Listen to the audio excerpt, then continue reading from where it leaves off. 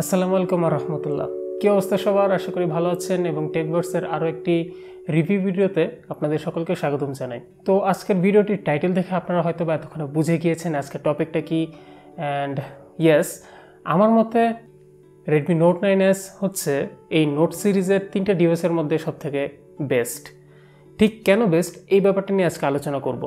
তবে ভিডিওটি শুরু করার আগে প্রথমে ধন্যবাদ জানাতে চাই Xiaomi বাংলাদেশকে রিভিউ নোটটি পাঠিয়ে দেওয়ার জন্য। এবং হ্যাঁ, ডেফিনেটলি এই ডিভাইসটির ভিতরকার সম্পর্কে আরও বিস্তারিত জানার জন্য আপনাকে অবশ্যই রেডমি নোট 9 প্রো এর রিভিউটি দেখে নিতে হবে, যেটি কিনা আমি আমার চ্যানেলে কিছুদিন আগেই করেছি। তো আজকের ভিডিওটিতে এটার যে হার্ডওয়্যার বা স্পেসিফিকেশনস এই ব্যাপারগুলো নিয়ে খুব বেশি বিস্তারিত আলোচনা যাব না, কেননা বেসিক্যালি এইটা মানে রেডমি নোট 9S আর রেডমি নোট 9 প্রো দুটা একদমই সেম ডিভাইস। জাস্ট পার্থক্য হচ্ছে এদের বক্সে প্রোভাইডেড চার্জারটা আর হচ্ছে এটার ক্যামেরাটা। তো চলুন প্রথমে ডিজাইনের দিকে কথা বলি। Design nothing changed, absolutely same thing, just like Redmi note 9 pro. হ্যাঁ, তবে কালার অপশনসগুলোতে চেঞ্জ রয়েছে, যেমন ট্রপিক্যাল গ্রিন যে স্পেশাল কালারটা নিয়ে আমরা রেডমি নোট 9 প্রোতে আলোচনা করেছিলাম, সেই স্পেশাল কালারটা এটাতে নেই। এটাতে পাবেন শুধুমাত্র ইন্টারস্টেলার গ্রে এবং অরোরা ব্লু, সেই কালারটা আর কি। ডিসপ্লের বেলাতেও সেম টু সেম, একদম সেম আইপিএস প্যানেলটি ব্যবহার করা হয়েছে এতে, সো কোয়ালিটি এবং কালারের দিক থেকে কোনো প্রকার চেঞ্জ নেই। হ্যাঁ, তবে লাস্ট রেডমি নোট 9-এর রিভিউতে আপনারা অনেকে বলছিলেন যে যেহেতু এই ডিসপ্লে প্যানেলগুলোর সমান ওইটাতে সেম ডিসপ্লে প্যানেলটা ইউজ করা হয়নি, তাহলে কি সেটা খুব খারাপ? আসলে খুব খারাপ না, লেট মি শো ইউ। তো এই হচ্ছে আমার ডান হাতে হচ্ছে রেডমি নোট 9S আর বাম হাতে হচ্ছে রেডমি নোট 9। পার্থক্য কি খুব বেশি আপনি ডিস্টিংগুইশ করতে পারছেন? Maybe not, maybe yes. Definitely budget device, এটা ব্রাইটনেসটা কম, এটার ব্রাইটনেসটা বেশ ভালো, কালারটাও বেশ সুন্দর। তবে একবার হচ্ছে খারাপ, অনেকে মনে করতেছেন যে খুব খারাপ বলে ফেললাম কিনা, অ্যাকচুয়ালি না, not that bad, still a very good IPS panel. এবারে রেডমি নোট 9 লাইন আপের সব থেকে স্পেশাল এবং ডিস্টিংগুইশেবল ফিচারটি হচ্ছিল এদের লিনিয়ার ভাইব্রেশন মোটর। অ্যান্ড এটার ভাইব্রেশন মোটরটার ফিলটা মানে সত্যি বলতে পুরাই জোস। অ্যান্ড সেই রেডমি নোট 9 প্রো এর মতো রেডমি নোট 9Sও আপনি সেম ভাইব্রেশন মোটরটি পেতে যাচ্ছেন। তো এবার আসা যাক হার্ডওয়্যারের বেলায়। এটা তো আপনি as usual same Snapdragon 720G পেতে যাচ্ছেন। পার্থক্য একটাই, সেটা হচ্ছে রেডমি নোট 9 প্রোতে আপনি 6GB র্যামের ভেরিয়েন্ট থেকে শুরু হচ্ছে, যেখানে হচ্ছে 664, 6128, এখানে আপনি পাবেন হচ্ছে 464, 6128। একই সাথে ফোনটার প্রাইসও শুরু হচ্ছে 23,000 টাকা থেকে। তো এখন হচ্ছে অনেকে হয়তো বা বলবেন যে 4GB র্যামটা আসলে কি নেওয়াটা ঠিক কিনা। মিউআইতে আসলে খুব বেশি একটা খারাপ আমি পারফরমেন্স পাইনি। আমি স্টিল এটাতে মাল্টিটাস্কিং করতে পারছিলাম 4GB র্যামের ভেরিয়েন্টটিতেও, যেটা অ্যাকচুয়ালি রেডমি নোট 9-এও আমি দেখেছি। It's working just fine. So আমার মনে হয় না 4GB নিলে খুব একটা টেনশনই কিছু আছে। 4GB কিন্তু অ্যাকচুয়ালি বেশ বড় একটা র্যাম। আপনি যখন একটা কাস্টম রম ইউজ করবেন, যেমন আমি আমার রিয়েলমি XT-তে এখন কাস্টম রম ইউজ করছি, তো আমি দেখতে পাইতেছি যে আমার ফোনের multitasking is really good. But আমি যখন রিয়েলমি ইউআইতে ছিলাম তখন মানে খুবই বাজে অবস্থা। আর যারা Xiaomi ডিভাইসগুলো কিনে তাদের বেশিরভাগই দেখা যায় যে এসব রম পোর্টিং, ফ্ল্যাশিং এই সকল বিষয় নিয়ে সারাদিন ঘাটাঘাটি করে। ইভেনচুয়ালি তাদের ডেভেলপার বেসমেন্টটা বেশ স্ট্রং। আমি অলরেডি ফোনটা দেখতে পেয়েছি যে কাস্টমার দিয়ে প্রায় ভরে যাচ্ছে। এটা খুব ভালো যে আপনি ফোনটা কেনার আগে আপনি দেখতে পাবেন যে আপনার ফোনটির এনাফ ডেভেলপমেন্ট চলছে অলরেডি। অলসো রিসেন্টলি আমি MIUI 12 ইউজ করার একটা সৌভাগ্য হয়েছিল, সেখানে দেখলাম যে MIUI 12-এর ওভারঅল সিস্টেম, অ্যানিমেশন, রেসপন্সিভনেস এত ভালো করেছে যে আসলে আমার মনে হয় ওই MIUI 12 আপকামিং প্রতিটি ফোনের জন্য খুবই হাইলি অপটিমাইজড হবে। অ্যান্ড আমার মনে হয় না 4GB র্যাম নিয়ে খুব বেশি একটা টেনশন করার কোনো কারণ আছে এটার বেলায়। আরেকটি পার্থক্য যে এই ফোনটির বক্সে আপনি 33 ওয়াটের ফাস্ট চার্জারটি পাচ্ছেন না, পাচ্ছেন হচ্ছে 22.5 ওয়াটের একটি ফাস্ট চার্জার। তবে সেই চার্জার থেকে এই ফোনটি ইনপুট নিবে হচ্ছে 18 ওয়াট পর্যন্ত ম্যাক্স।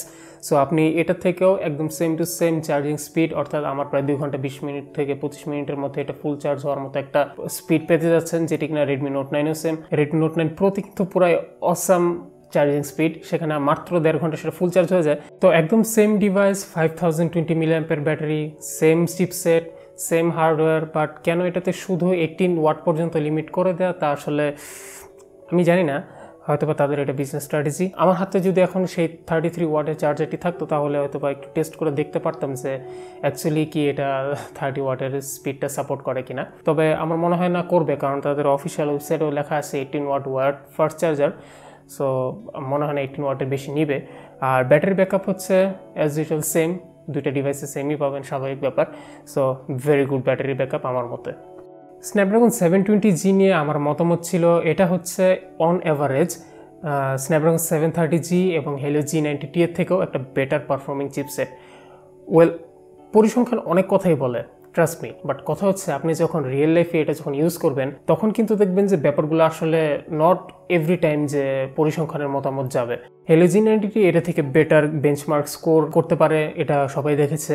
ইভেন গেমিংয়ের দিক থেকেও আসলে ওইটার জিপিউটা টেকনিক্যালি এটা থেকে বেটার। আমি বলতেছি না যে ওইটার গেমিং খারাপ, ওইটার গেমিং ডেফিনেটলি ভালো, স্টিল এটারও গেমিং খুবই ভালো। তবে এটাকে আমি কেন আগিয়ে রাখবো সেটা হচ্ছে ওই চিপসেটটা খুব ইজিলি গরম হয়ে যাচ্ছে, যেখানে কিন্তু এটা খুব ইজিলি গরম হচ্ছে না।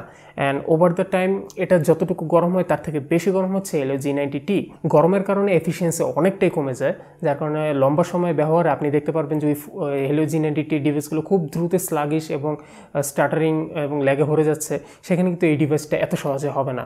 বেঞ্চমার্কের হিসাবও যদি করি তাহলেও কিন্তু 730G থেকে এটা বেটার। সো আমার মতো ওভারঅল দিক থেকে বিবেচনা করলে এটা ডেফিনেটলি 730G G90T থেকেও বেটার। স্টিল আপনারা অনেকে আর্গু করবেন যে না G90T better, but trust me, real life usage একদমই ডিফারেন্ট কথা বলে। সো গেমিং, রেগুলার ইউসেজে এবং হেভি ইউসেজে এই ফোনটা আপনাকে কোন প্রকার প্যারা দিবে না।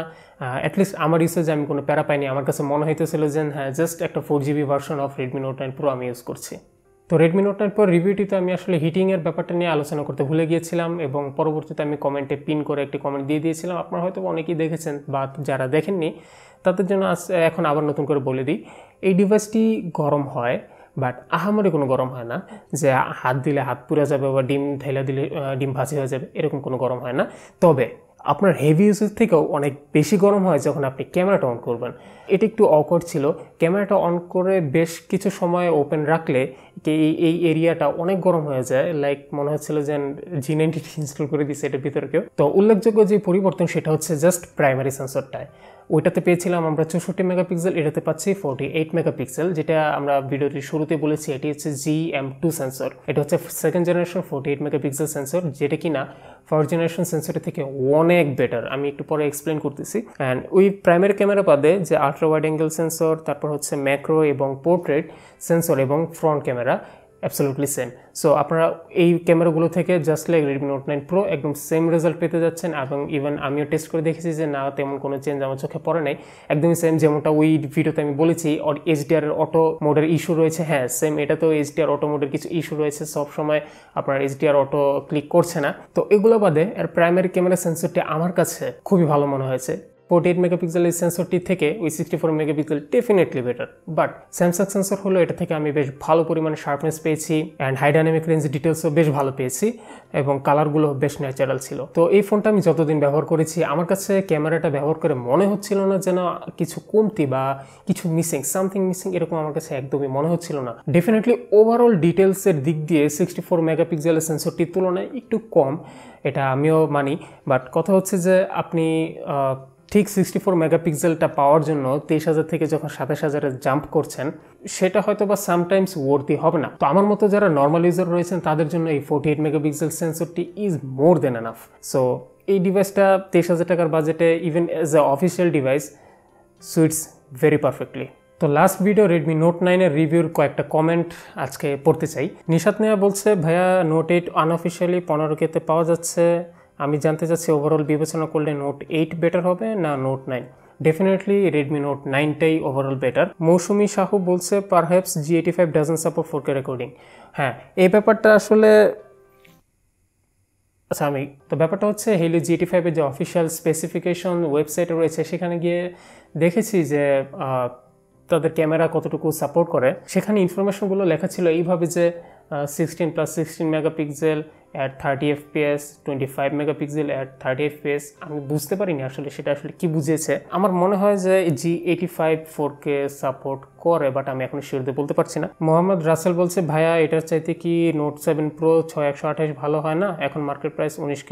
Definitely Redmi Note 7 Pro way better. ওইটাতে স্ন্যাপড্রাগন 675 চিপসেট দিয়েছিল, যেটি কিনা স্টিল নাও একটা বেটার চিপসেট। আমি ঠিক জানি না কেন Xiaomi এটা ডিসকন্টিনিউ করলো। ইভেন তাদের পরবর্তী কিছু ডিভাইসগুলো তারা 665 দিয়ে বের করছে। I was like Y?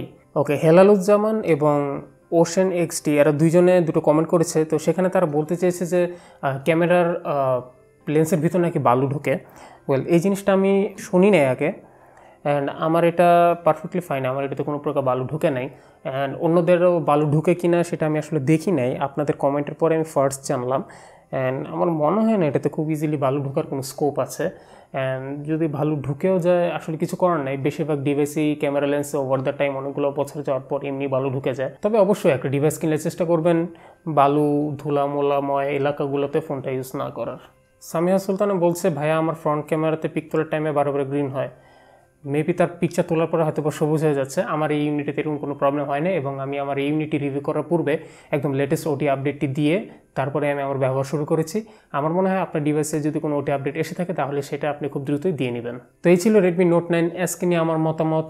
আমার মতে even at official pricing Redmi note 9S is the best option your money can buy right now. আশা করি সামনে রেডমি 9টার একটা রিভিউ নিয়ে হাজির হতে পারবো। অ্যান্ড অবশ্যই ভিডিওটি ভালো লেগে থাকলে definitely like this video, or if you don't like this other button seems to work fine.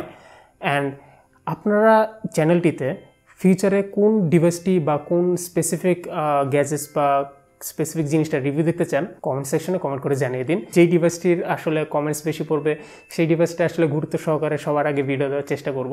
Till then সবাই ভালো থাকুন, সুস্থ থাকুন, ঘরের ভেতরেই থাকুন, স্টে হোম, স্টে সেফ। আসসালামু আলাইকুম।